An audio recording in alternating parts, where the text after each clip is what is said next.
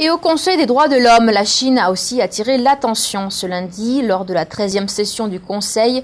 Une présentation qui dénonçait les abus des droits de l'homme en Chine a été retardée pendant plus d'une heure. La raison, la délégation chinoise a tout fait pour empêcher qu'un des participants puisse lire son discours, mais sans succès. Ce qui devait être un bref discours a pris plus d'une heure lundi lors de la 13e session du Conseil des droits de l'homme de l'ONU. Monsieur Xi Zhongchen, représentant de l'ONG San Diego Chapter, abordait le thème de la violation du droit de croyance par le régime chinois à l'encontre des pratiquants du Falun Gong et des cas de torture avec l'utilisation de médicaments endommageant le système nerveux. Son discours à peine commencé, Xi Zhongchen a été interrompu par la délégation chinoise, exigeant que son statut soit vérifié. Toutefois, le président du Conseil des droits de l'homme ainsi que le secrétariat ont confirmé l'accréditation de Shen Xizhong aux Nations Unies, mais la délégation chinoise a continué à interrompre le discours plus de 6 fois. Finalement, le délégué des États-Unis a pris la parole contre la délégation chinoise.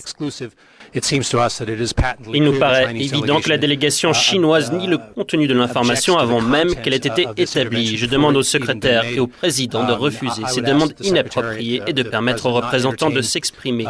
Merci. Lorsque Xi Zhong a finalement été autorisé à prendre la parole, il a été une fois de plus interrompu. Nous poussons le Conseil à agir pour mettre un terme à la violation continue de la liberté de croyance des pratiquants de Falun Gong par la Chine. Nous sommes particulièrement inquiets de l'intensification de l'usage par le gouvernement chinois de produits chimiques nocifs pour le système nerveux dans le but de torturer les pratiquants de Falun Gong.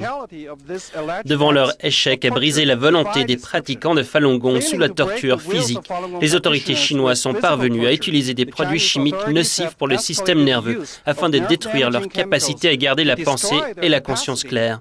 Cette horrible torture médicale au niveau de l'esprit a rendu des centaines de personnes folles et tué de nombreux autres. En raison du blocage du flux d'informations par la Chine, on craint que ces atrocités soient bien plus étendues.